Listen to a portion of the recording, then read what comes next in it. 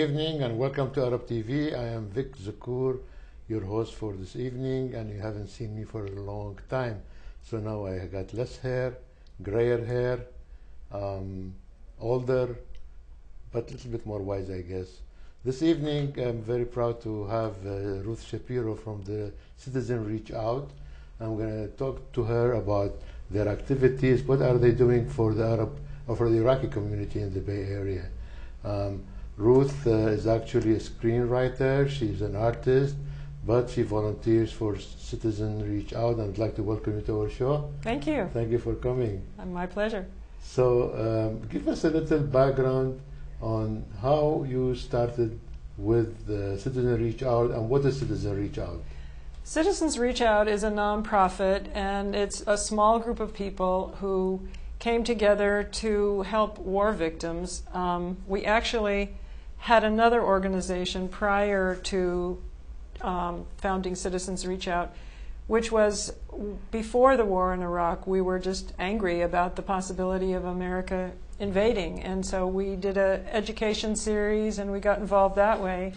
And then that led to us bringing an Iraqi child, Mustafa al-Nadawi, to this country for he had been made deaf by a bomb that had gone off near his crib. So we worked with No More Victims that brought Iraqi children here. And our thought was to help this one child was an important thing, but it was also key to showing the American people this is collateral damage. It's this child who has been needlessly maimed. And so we brought him, and they ended up, the family, staying here. And in trying to help them navigate living in America, we met a number of Iraqis and kept hearing these stories, all of them very, very painful. And so we decided to create a nonprofit, Citizens Reach Out, to give Americans an understanding of what really happened in the war. Because most people, it happened off-screen. They really don't know. They know what happened to the American side, how many people were killed, and they have no concept whatsoever of the pain and suffering, dislocation that has ensued. Yeah. So that's our mission, is really to bring that out. Yeah, and Mustafa, I remember that's how I got to know your group, especially Ruth's friend. Yes. She contacted me and she was asking to introduce her to some Iraqis because we wanted to help. She wanted to help bring people when Mustafa comes in and his family, to be with them and greet them and help them out. And that's how we started our relationship. Yeah. And then Mustafa, she raised all the money for his medications, for his hospitalization. Yeah. Finally, good news is Mustafa is now, he can speak, he can hear. Yes. And his parents are moving to Washington State. Yes, yes. It's good. No, it's all very good. So Citizens Reach Out. Its goal is to find Iraqi refugees in the Bay Area or all over America, kind of like give them a helping hand. I mean, what's the purpose of finding them and telling their stories? The purpose is twofold. One is to create an oral history archive for historical purposes, so that, students or anybody in the future can look back and get a fresh understanding of what happened to individual people.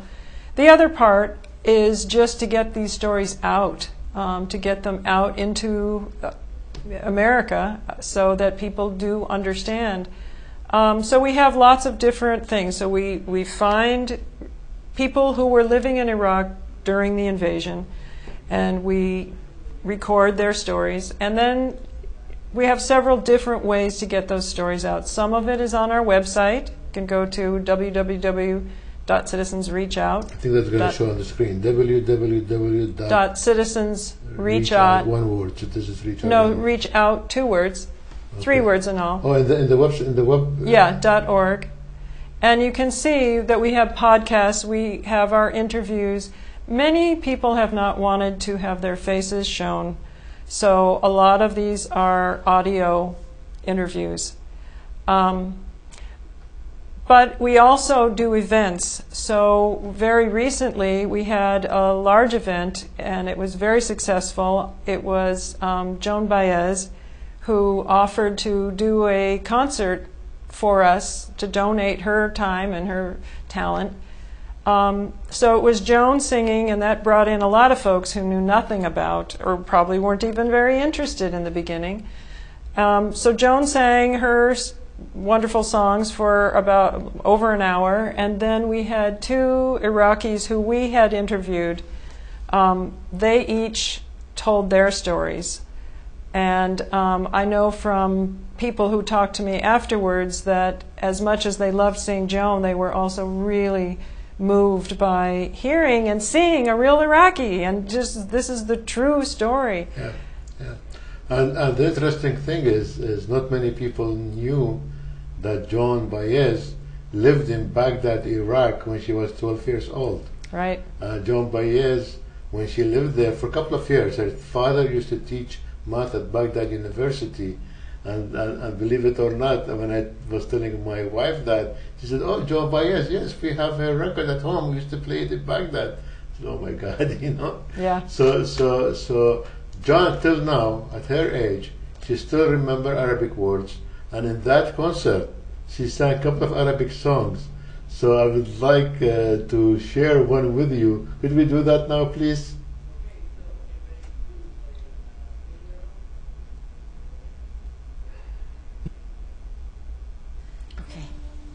Everybody. Jariya Hamuda, Hamuda, Ya Jarida Bar, Alaya Yama, Ya Jarida Bar, Alaya Yama, Nezbet Erguda, Erguda, Wain Nun Ahram, Alaya Yama, Wain Nun Ahram, Alaya Yama, Jariya Hamuda.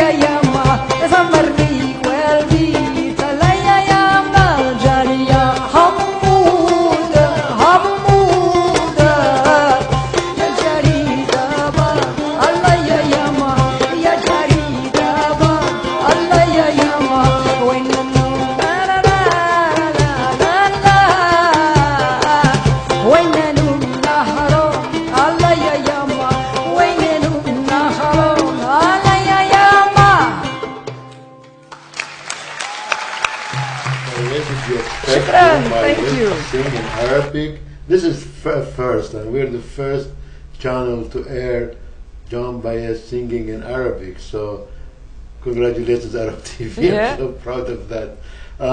So Joan sang in Arabic, and she danced in Arabic also. It's amazing. Yeah. And then I would like you to tell us more about that event and the purpose and what was going on. Yes, love to. So it was held at the Freight and Salvage in Berkeley. It holds about 450 seats.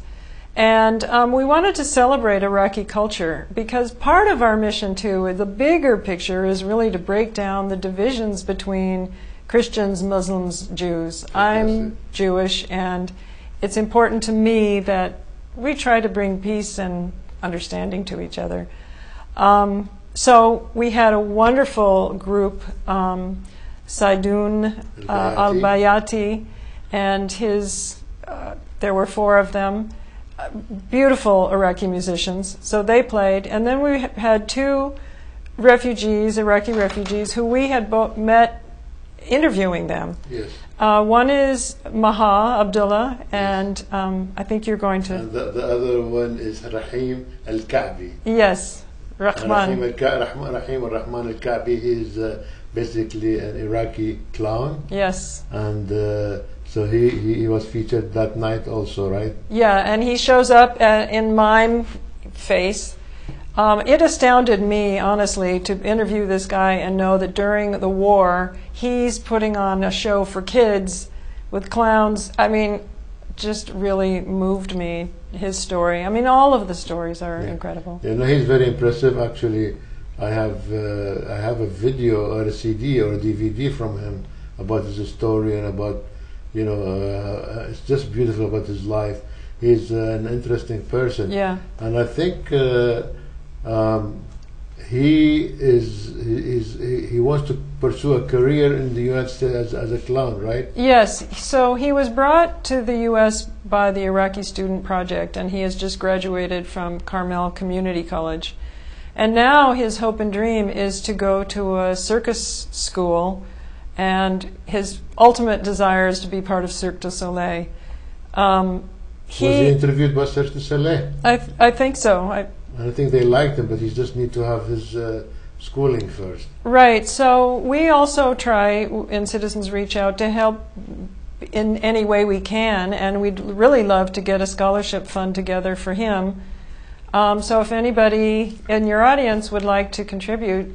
Well, I think let's do this. Let's show him, at that show, show what he can do, and when the audience see it, and if they like him and they want to help him, establish himself in this country, and basically it will be a service to this country also, because he's such a good talent. But we need his help, and we need anybody in the audience, the viewers that sees them and feels that's something that they could assist with. Give us a call. You could call me, Zikoor, or call Ruth, or send us an email.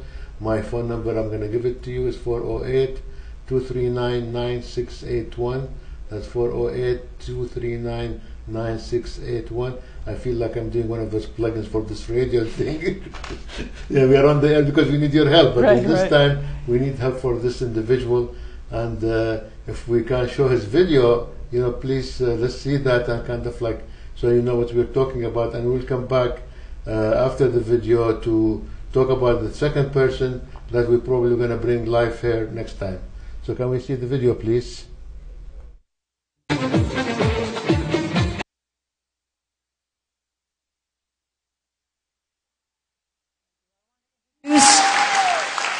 The next person tonight is a young man who came here in 2008, and he is brilliant at his craft, and he will also tell you his story. One of his goals is to work with Cirque du Soleil. And please welcome Rahman al-Ka'bi.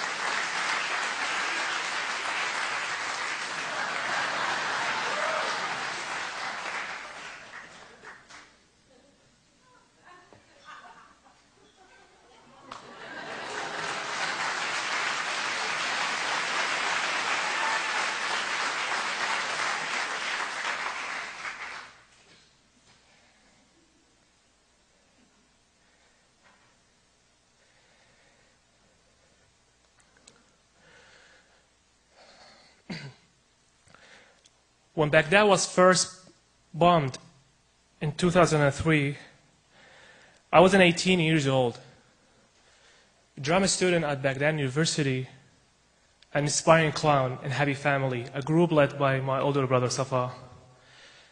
I remember that day when my dad asked us to stay among the family and never leave the house because the war was raging outside.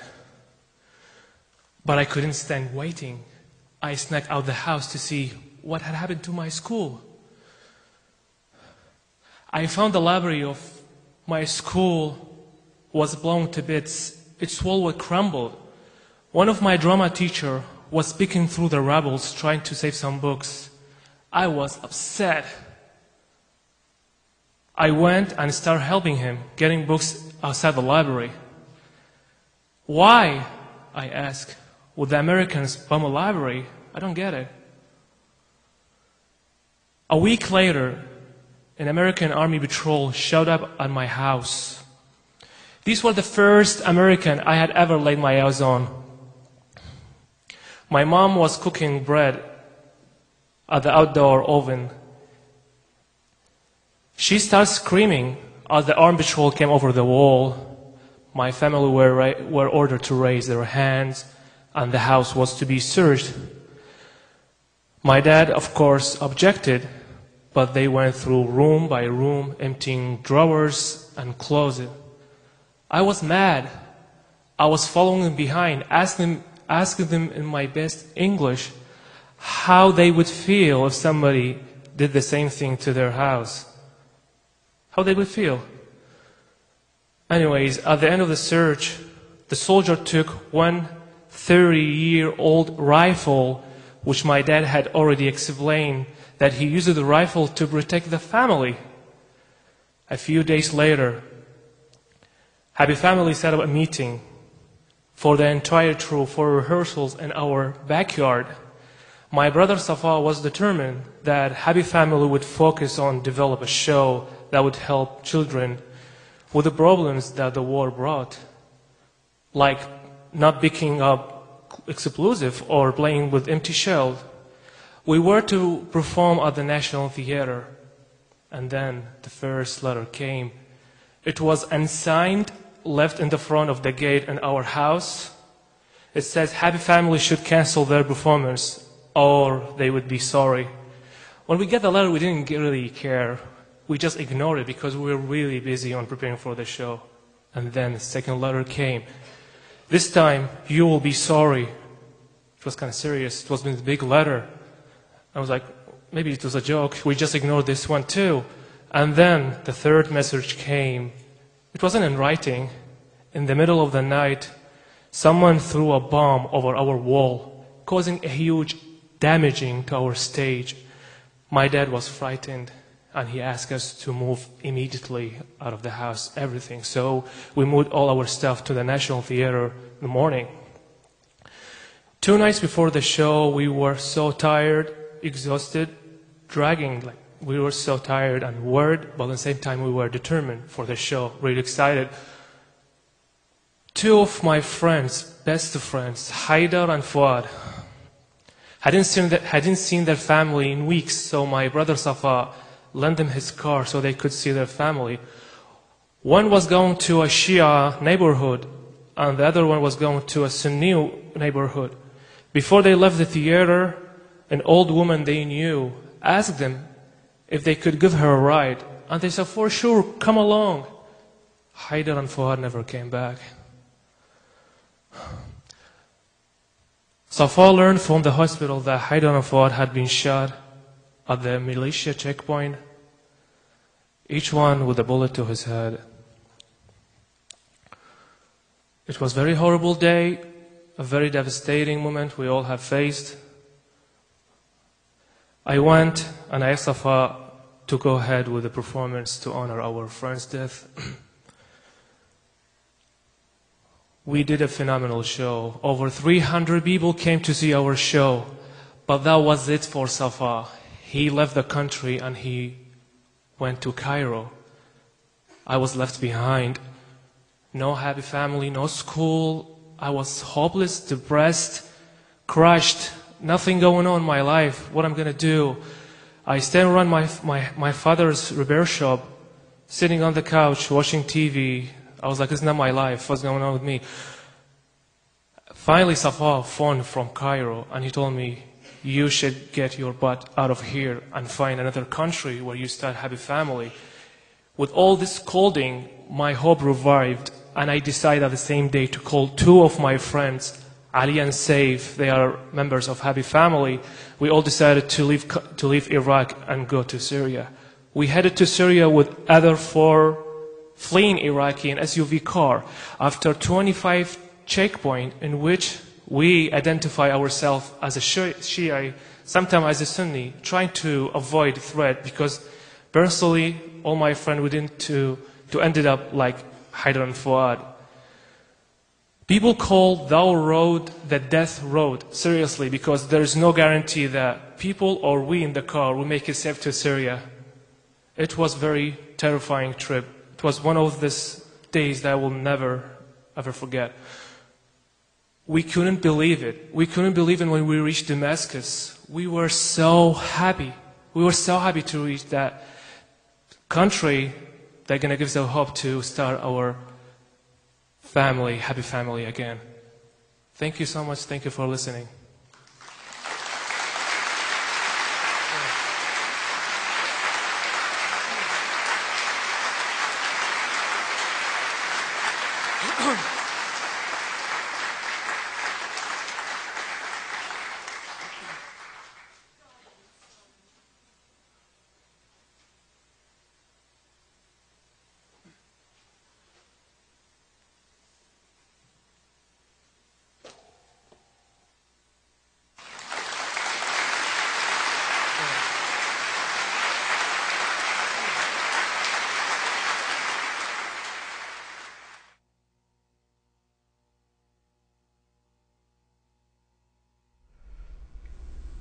So how about that? You know, if you like this guy, and if you really think that you could help him, we really, really, really like you to contact us. Contact us. You could send us an email or call me, and you know how to find us. So please do that. We would love to hear from you. But anyways, so beside Rahim, you had another speaker there Yes. at that event. Maha Abdullah. Maha Abdullah. Yes. Yeah. So what's her story? Well, I think she's going to come on with you next week, so you'll get her story, which she also told at the Joan Baez Okay. event. So- But our story, going back with Maha, is just we met her maybe 2 years ago. She had just gotten to this country, and we were interviewing her. And one of the things that makes this work for me so wonderful is that she and I have become really dear friends and visit each other all the time. And that's what this is all about, really. It's just about making these connections. There's another Ruth. I think Ruth, a friend. There's another one that we had the Project Art Bridge with. Yes. And Project Art Bridge was about the same thing also. But we did it through exchanging art between Iraqi and Americans, and we did some projects of joint art between the two, artists, Iraqi artists and American artists. All these things help get to understand each other, and the key is not to keep it among us, but to go a step further and take it out to the public, and that's Right. what you're doing, and you really commended on it. Thank you. What you said is you want to archive those stories so that the researchers could get to it in the future. Where can they find those recordings? Well, that's one thing, and that's in the future, and that's what we're building. But so the Joan Baez event was not only a fundraiser for us, and it so enabled us to do more things, but it was a way of getting an audience to see, here are these Iraqis, and here are their stories.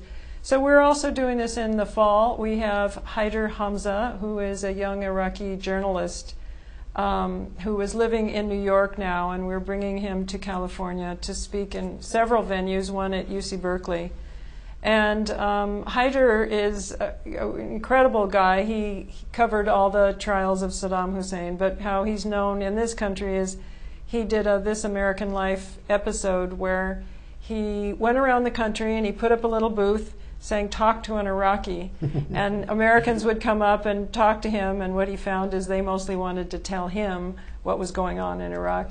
It's amusing, but it's also horrifying, and it's an entertaining way to take a look at the misperceptions that many Americans have of what happened in that war. And what do you think, how many Iraqis have you interviewed so far? Well,